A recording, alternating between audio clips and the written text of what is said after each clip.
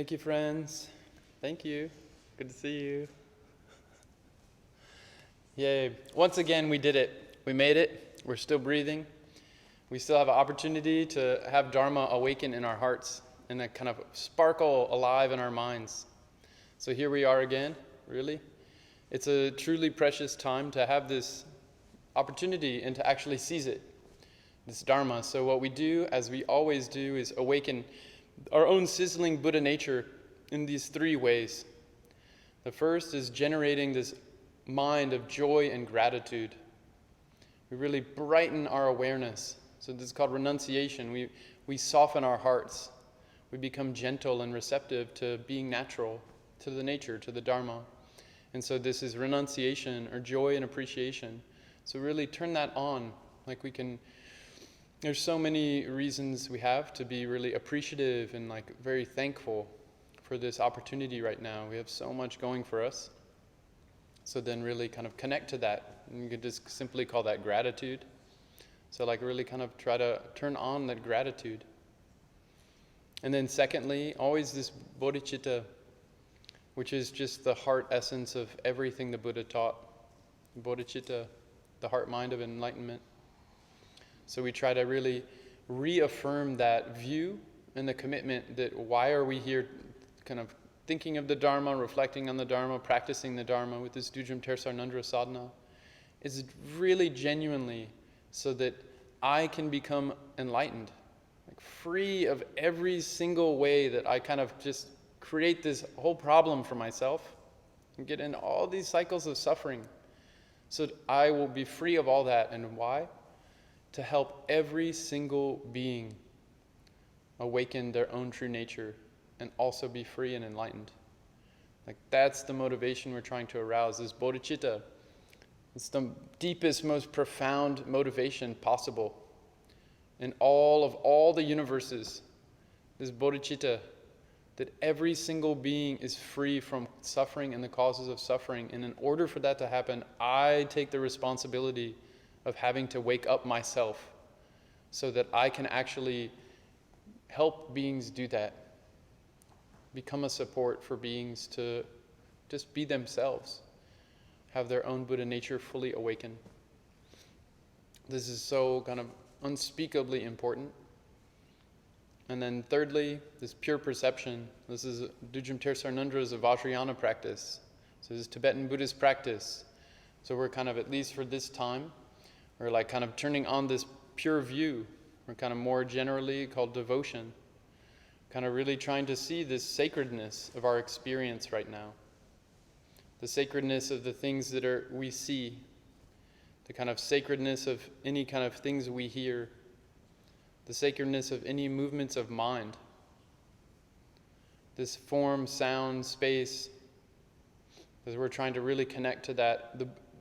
First we connect to our Buddha nature, and from there then everything we see, hear, and the movement of mind is seen as a natural expression of the Buddha nature. Enlightened energy, or enlightened display. So in this kind of more general sense of pure perception, talking about it very generally. So then we kind of awaken these three aspects of our own natural capacity of our heart and our mind. It's gratitude, joy, and appreciation. And then bodhicitta, the awakened heart mind of enlightenment. And then pure perception, seeing everything is innately, perfectly good already. We do that now.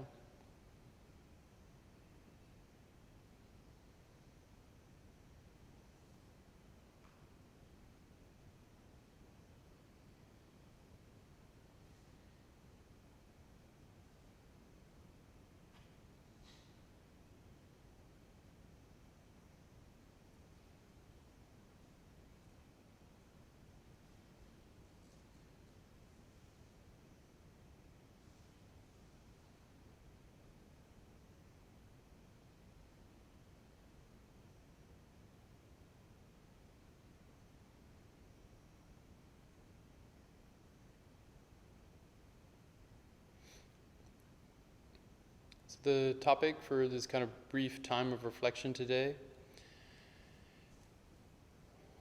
think in general, is just about settling down. kind of the official, kind of more topic title is Slow and Steady by Leaps and Bounds. Slow and steady by leaps and bounds. Slow and steady. I thought really just to kind of like take a pause in a way, just to settle and really reflect and kind of really connect to what we already have going for us, specifically as students, as like practitioners of Buddha Dharma, following in the footsteps of the Buddha Shakyamuni, Guru Padma, and these lineage masters. Just to really kind of pause with that. The like deep wealth of practices and teachings we've received. And even if we're really new to the Dharma, it's like a single line of Dharma by the Buddha or Guru Rinpoche, it goes all the way to enlightenment. It's like an inexhaustible treasure trove, even a single line of Dharma. So we have this richness. We already enjoy it, and some of us have been doing this for years. And then years and years build up, and the hair gets grayer, and the hearing gets less, and everything keeps changing around, and the bodies get kind of weaker. Friends start going. Family members start going, leaving our sight. So I thought this is kind of a moment to just pause a little bit and like settle down. Just slow and steady. I mean, so much of our time now is kind of this cultural kind of flow that so many of us seem to be in. Is always moving. Go, go, go, go, go. There's so many new things, so much to know. So many new ways we have to show up. And Dharma too, there's so much Dharma out there. On the internet and around in the world, there's so much Dharma. It's a really extraordinary. It's a very rare time to have the Dharma be so accessible. But we can get in this habit, which is just being a sentient being. It's a sentient habit, drowa. We wonder. Leapfrog. One teaching, next teaching, next teaching, next teaching. One practice. Oh, we be with the practice for a little bit. And then we get bored with it. And probably not that long. Then we try to get another practice. We're with one teacher. Oh, this teacher's, they zap me. It's so powerful, so amazing, And then it kind of wears off a little bit. Because we can't always get zapped. It's really hard to be that fresh. It's like traveling to a new country. Of course, we go to a new country, go to a new place, new currency, new food, new people, new language.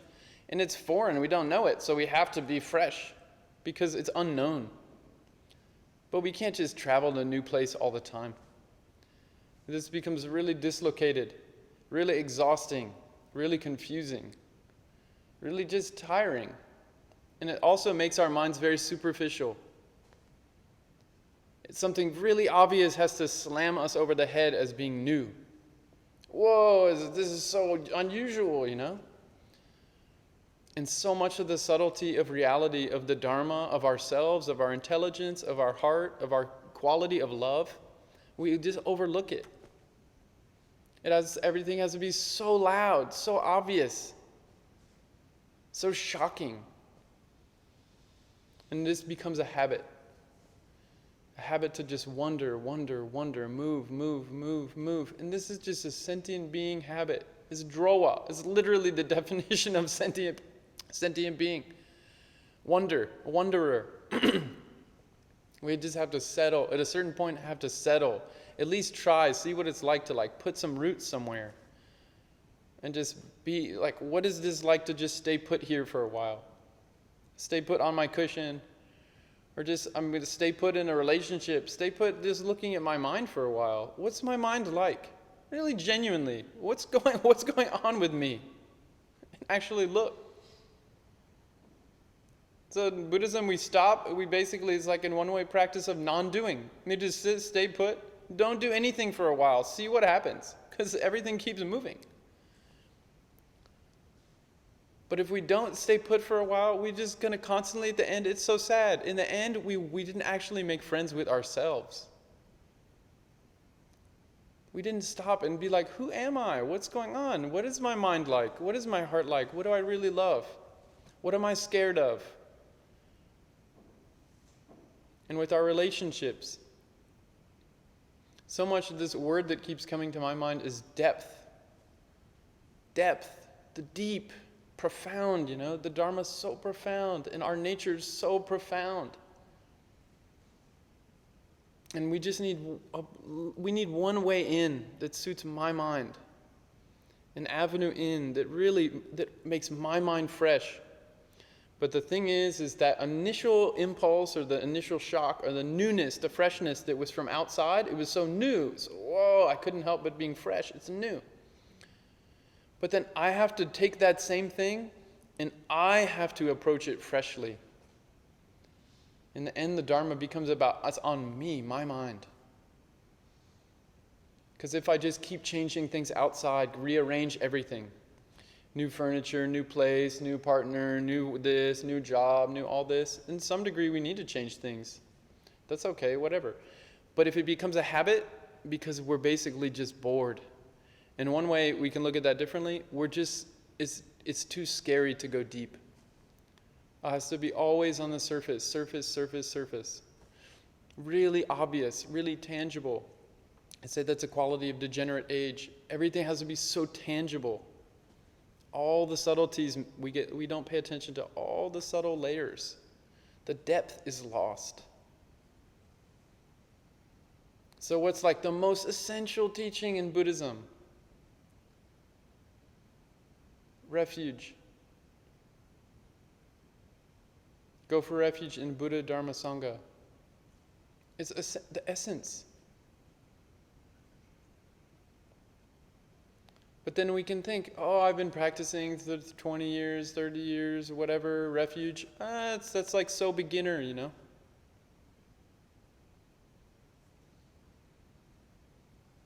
And this kind of talk, that kind of thinking makes these wisdom beings just cry. So sad. It's everything. Refuge is everything.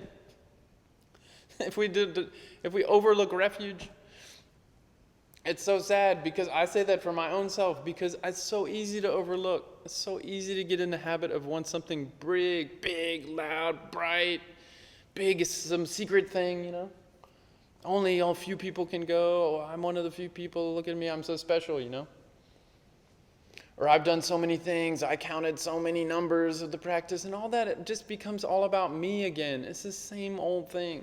Me. It's the same thing, And it's so sad. So settling. Khenpo Tsewang Dongyal Rinpoche says so many times, to settle. Refuge is essentially about finally settling. We have confidence in a path. What's the primary condition of awakening? Buddha nature. My mind is 100% good. Your mind is 100% perfect. 100%. There's nothing wrong with your mind or your heart. It's 100% perfect. But Rinpoche say, it's not enough. We need the supportive conditions for that principal cause of our Buddha nature to fully awaken. And they say the main supportive conditions are Buddha, Dharma, Sangha. And there's so many ways to unpack Buddha, Dharma, Sangha, the three jewels, the refuge. And Rinpoche's in this Illuminating the Path, their book on the commentary on the Dudjom Tersar Ngondro teaching, Illuminating the Path. This goes in through the refuge section, all the sections of the Dudjom Tersar Ngondro. But their section on refuge is so beautiful. I have all these quotes pulled out, and all these things can kind of repeat, but that's also, I'm kind of in one way, it's not really tired, it's more like,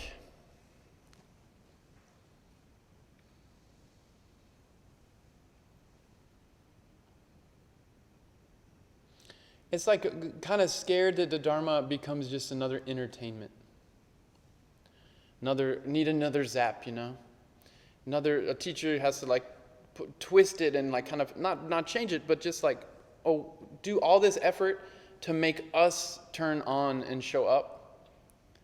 And I think that's one way it's a little scary, because then we're starting to, if we're in that experience and we require the teacher to do all the work, and they have to make us lean in and pay attention, then it's kind of an inverted thing, The Dharma is the valuable thing that we need to actually be really curious about. The Dharma is not trying to bend over backwards to make us curious. Like, it's our job as practitioners, as students, to like actually kind of open that in ourselves. Otherwise, we're just like a little kid all the time. Mommy, daddy, give me the thing, I mean, don't mean to sound too harsh, but it's kind of true, no? We're just like, give me, I want this now, give me. It's kind of sad. But this is like such a rare little window. We have this beautiful temple. We have these living teachers. We have this Dharma, this stacks of Dharma books, the internet. You can look up an infinite Dharma on the internet. All these YouTube videos, all these podcasts. And then what happens? I can't find 5 minutes in my day to practice. That's a big problem.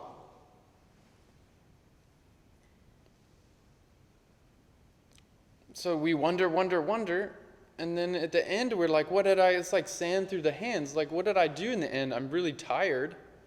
And there's a lot of complaints about what's wrong with everything in the world. Her and him and this and the place and this and that. And then we're just tired, but we didn't find any time to do what we knew was most important. To awaken my heart, to be kind, to be a loving person, to be a genuinely caring person, a good person. Someone comes to me and they need help, and I am right there, how can I help? What's going on, To really be a good person, and at the same time, really light touch. Because there's going to be so much tragedy in life. It's the truth of suffering. It's just endless suffering. In my own mind, every moment, suffering. Everything we experience, suffering. There's always, even if it's the best thing, it's only temporarily there, and then it changes and dissolves. There's always this heartbreak in that. We can't have it. We can't have even these beautiful things. They just keep changing and leaving. There's always this suffering. So we also need to see through this, to see of course we're talking about a Buddha nature here, to see our own nature, our own goodness. And part of that is the absolute unchanging aspect of our nature. The ultimate refuge, right? Absolute Guru Rinpoche, but the absolute Buddha Dharma Sangha. The unchanging quality of our awareness. So this is also talked about as the illusory nature of experience. Then we need to be more and more familiar with this. One, we show up with so much care and kindness. Because we're genuinely really connected. We feel a genuine interest. But at the same time, it's just always changing. And if we forget the unchanging aspect of awareness, of experience, then we're going to constantly just be heartbroken. Life will just rip our heart out again and again and again. If we only see the suffering of conditioned existence, but we don't realize the cessation of suffering, or we don't see the absolute nature of the suffering, the emptiness, then this path is going to just be, in one way, brutal. Because the Buddha didn't just teach the first noble truth. He taught the cessation and the path. And we need a path. The path is the supportive condition for our own primary principal cause, the Buddha nature, to fully awaken. And then the foundational level of Buddha's teaching that goes all the way through all the most secret, esoteric, profound, ultimate teachings is refuge. Refuge in Buddha Dharma Sangha. And in illuminating the path, Rinpoches go through it. The outer refuge, inner refuge, secret refuge, ultimate or most secret refuge. And we've heard this For many of us, we've heard these teachings so much. The 3 jewels are the outer refuge. The 3 roots, Guru, Dewa, Dakini, are the inner refuge. The secret refuge, Sa, Long, Tigle, channels, winds, vital essence. The most secret or ultimate refuge is 3 kayas. Dharma kaya, Sambhoga kaya, Nirmana kaya.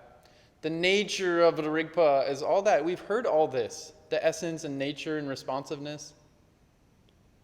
But is it alive in my mind? Is refuge really alive? In this moment, am I going for refuge? Or do I have to just stand up and do prostration? And prove to someone I'm doing refuge? Because if it's not alive in my mind, then I definitely need to stand up and do prostration. And I definitely, me personally, need to do so many more prostrations. Many, many millions, so many.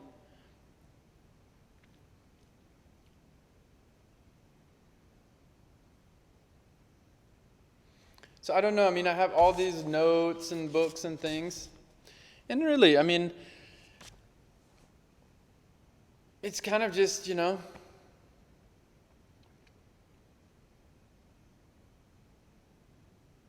we're so fortunate. 3 jewels, 3 roots, 3 kayas. We have everything we need. We have everything we need. And the clock is ticking. And then it's going to just continue. And we don't know what's next after this body stops. I don't know what's next for me. But this is so good for me right now. I have such a good setup to practice Dharma. Then I say, what's Dharma? Right? We can do some quotes too. It's all good. In this Walking in the Footsteps of the Buddha by the Khenpo Rinpoches, page 18, our own mind is the primary target of Dharma practice. Of course, we have to study and understand the teachings, but the point isn't just to be able to recite something. The Dharma has to be absorbed into our hearts and minds. Dharma isn't a show or some kind of announcement or proclamation. Of course, we may occasionally announce and show the Dharma, but the essence of Dharma is practice and absorbing the teachings into our hearts and minds. Let your mind become gentler. Let it be more peaceful and more joyful. Let your mind be full of love, kindness, patience, and understanding. Don't let your mind be restricted by clinging to ego or negative emotions. Don't let it be carried away by skepticism, doubt, hesitation, intellectual ideas, or traditions.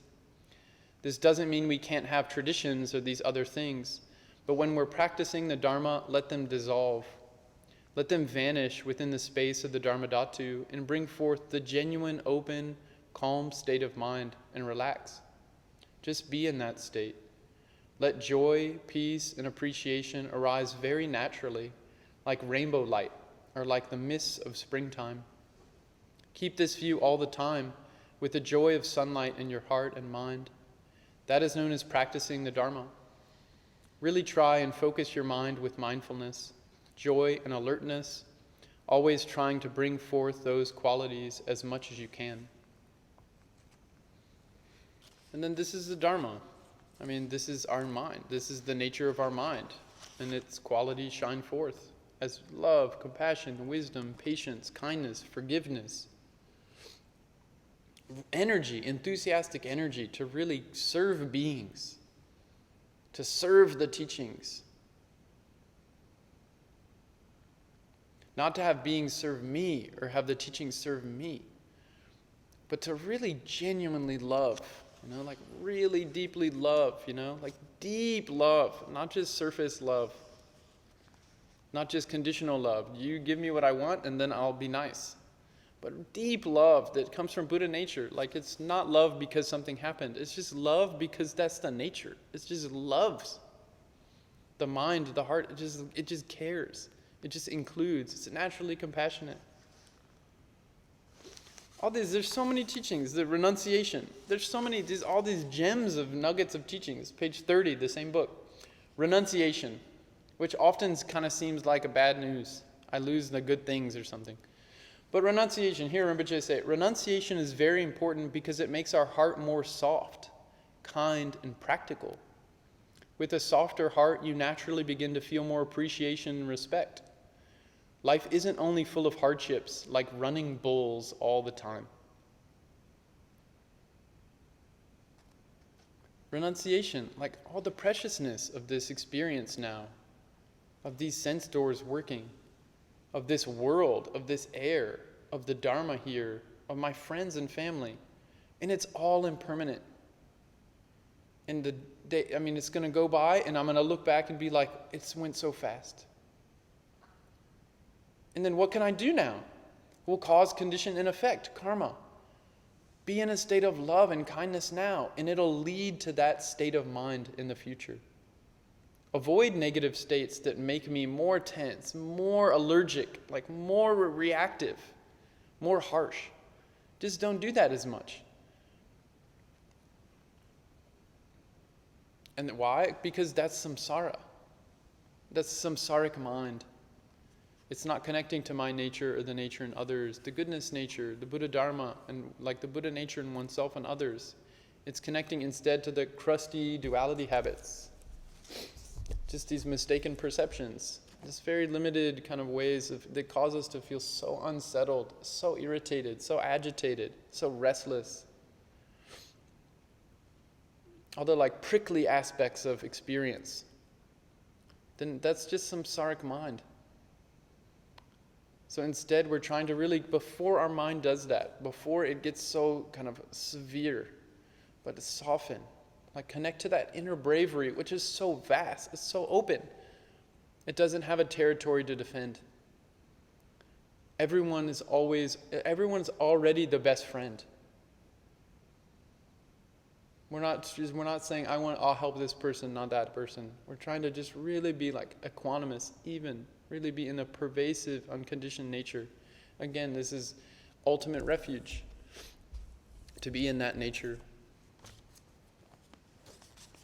So kind of this is just like, in one way, a little bit of rambling about kind of the importance of trying to be settled.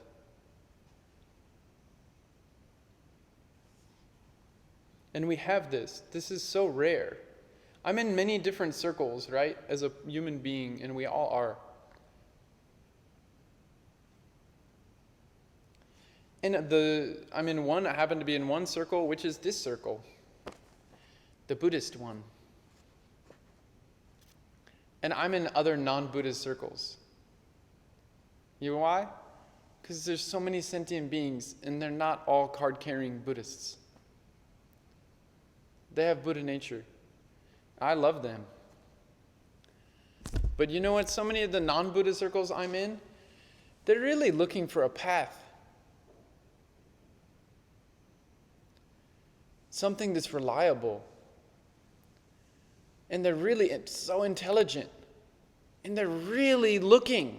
They're like hungry for wisdom, right? There's a thing nowadays people call wisdom famine. And as Buddhists, we don't have that problem. That's not really a challenge for us.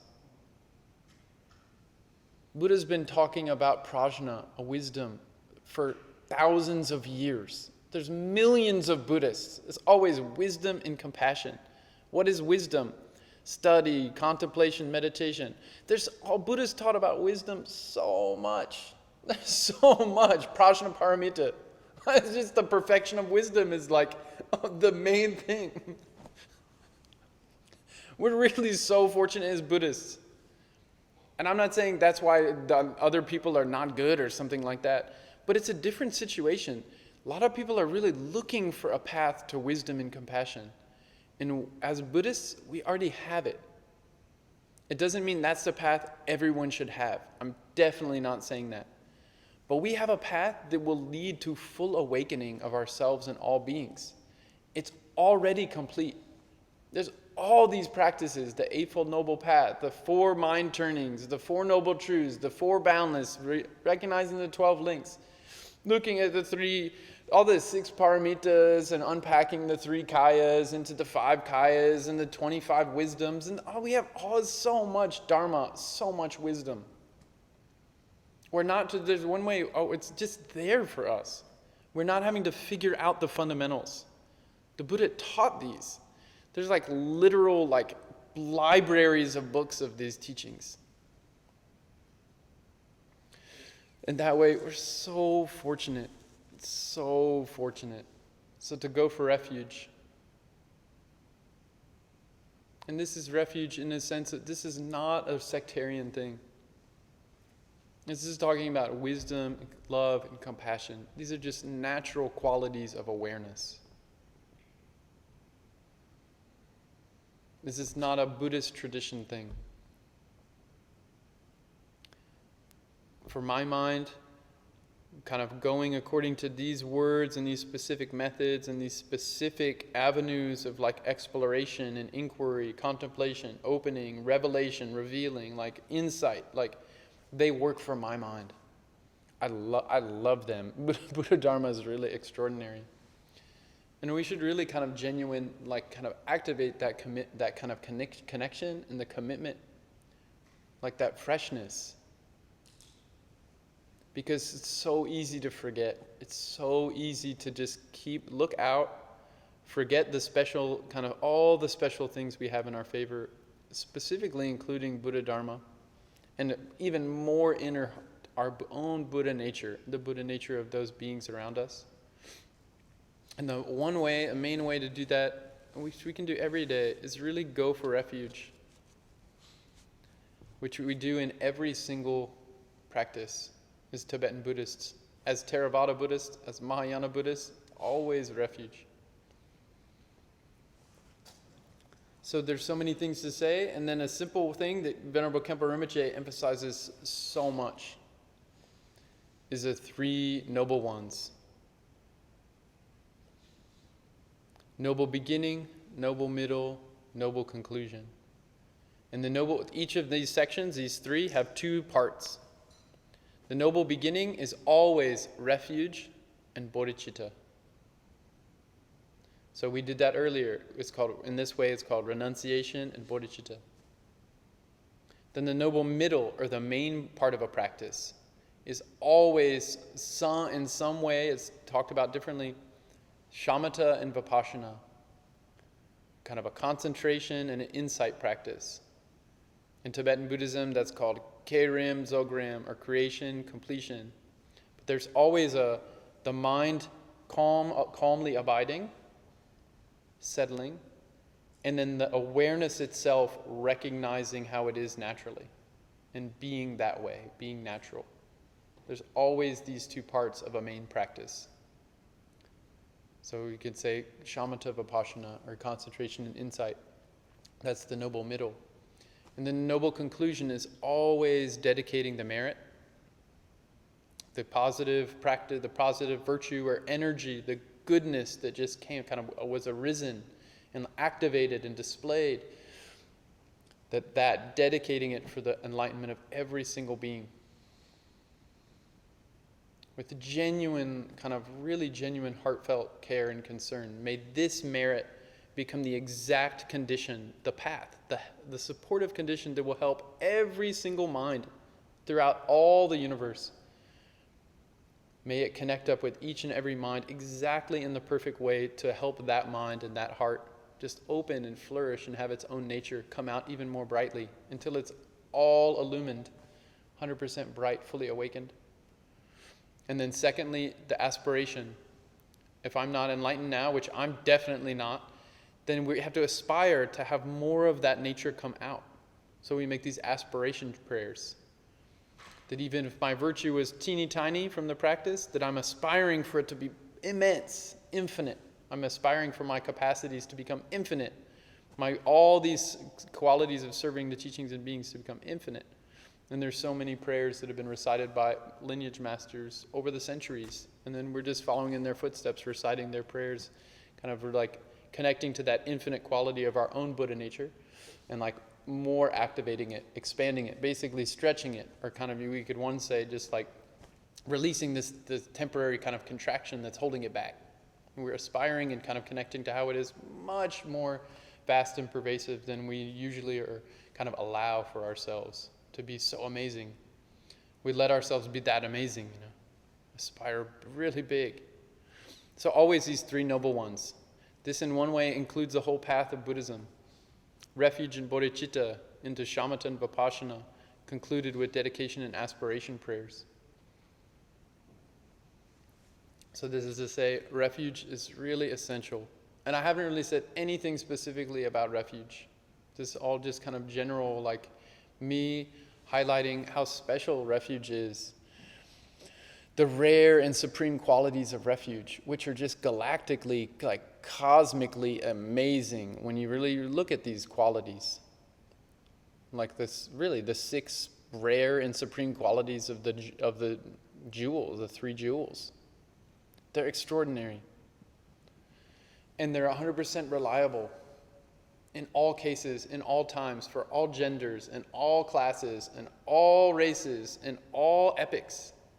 It will always be reliable because the nature is pervasive.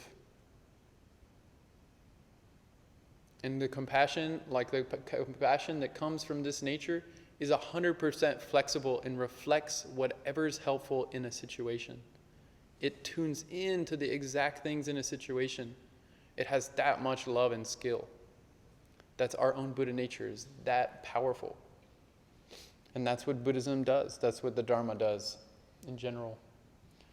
It'll just flexibly adapt to whatever supports beings to be free of suffering in that specific context. It's how amazing. So here we're just kind of trying to really kind of reactivate some of this connection. Not require always a new thing, some new amazing, shocking Dharma thing. Because if we just get in the habit of always needing the Dharma to wake us up, or the teacher to wake us up, or the world to wake us up, then we really have it backwards, and it's going to be in the end a big disappointment. Because we're the ones that need to wake up. Like we have to wake ourselves up, and we need help. We can ask for help, and there's so many things that will help us in Buddhism and in the world. We should really pursue those, and we should be helpful to others too.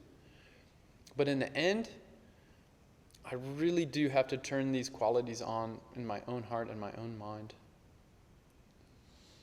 And so we have this nature, we can settle into this nature, both the like really special flexible qualities, that's called relative bodhicitta, and then the amazing, unchanging, absolute qualities, the ultimate refuge, which is called absolute bodhicitta. And that's in a more simple, even more simple way. Everything's bodhicitta, relative and absolute bodhicitta.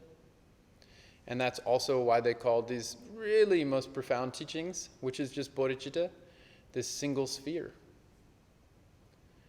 Tigle Chenpo, they said Tigle Chenpo is the outer refuge, inner refuge, secret refuge, ultimate refuge, all together, which they say simply is bodhicitta.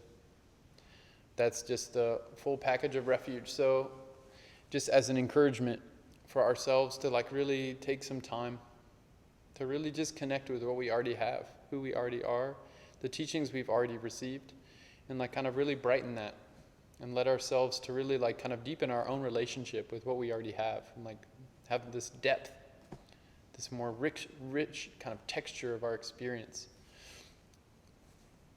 That's kind of my own personal encouragement, really honestly to myself.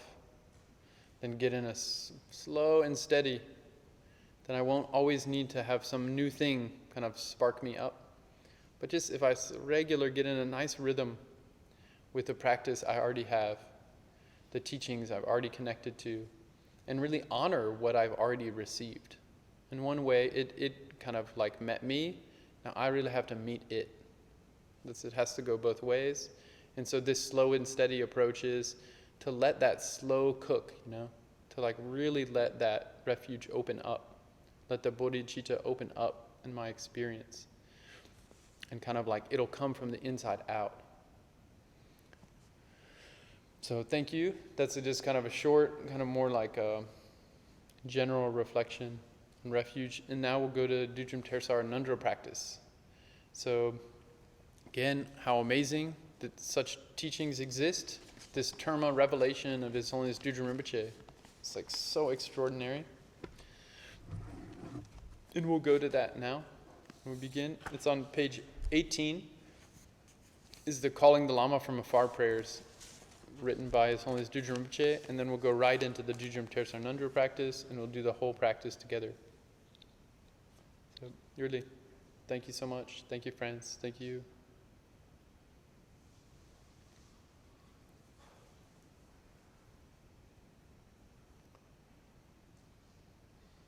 Thank you all.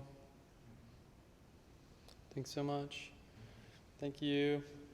Thank you. It's all good, really. I felt like it was just important to kind of come back to, in one way, like these basics, like that as just a reminder to myself, mainly, really, the three jewels are so close, and three roots are so close, and channels, wind, essence elements are so close, the three kais are so close, like our nature is so close.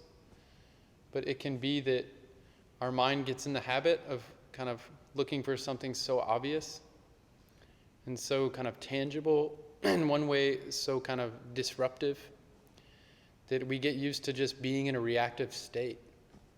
And then we're always looking for what's going to cause us to react, as if that like feels like I'm kind of really here and alive or something. But that's just kind of an endless cycle of samsara. So just kind of that encouraging for myself, really, to just don't forget to like care for what's already here, what's already so close. This nature is always here, like in my mind, my heart, it's always here. And Rinpoche said it very succinctly in like a beautiful way in their Essential Journey of Life and Death book. Really simply, on page 58, they said, the nature of consciousness is absolute Guru Padmasambhava, which doesn't change, regardless of circumstances or whatever we experience. All the Bardo visions, together with our conceptions, are the retinue of that nature. All our experiences are actually the retinue of absolute Guru Padmasambhava. No matter where we look, absolute Guru Padmasambhava is always with us. It's our nature and our beauty. And as Rinpoche said so many times, if we remain in the pristine openness state of our nature, everything is the beautiful, dynamic mandala of Guru Padmasambhava. So just not wanting to forget that. So thank you. Thank you all. Thank you.